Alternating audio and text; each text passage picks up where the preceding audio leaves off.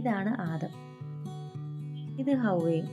ഇനി ഇവരുടെ കുട്ടിയെ കണ്ടേ, ഇതാണ് ഇവരുടെ കുട്ടി. ഞങ്ങളുടെ നാട്ടിൽ ഇതിനെ ആദ്യ ഹൗവ എന്നാണ് പറയുന്നത്. പക്ഷെ ഇങ്ങനത്തെ ഒരു പൂവുണ്ടാകുന്നത് ഇത് ആദ്യമായിട്ടാണ്. പോളിനേഷൻ സംഭവിച്ചിട്ടാണ് ഇങ്ങനെ ഒരു പൂവുണ്ടായത്. പിന്നെ സംഭവം എന്താണെന്ന് വെച്ചാൽ ഇത് ഈ പിങ്ക് ചെടിയിൽ തന്നെയാണ് ഉണ്ടായിട്ടുള്ളത്. പിങ്ക് ചെടിയിൽ തന്നെയാണ് പിങ്കും വൈറ്റും കൂടെ മിക്സ് ആയിട്ടുള്ള പൂവ് ഉണ്ടായത്.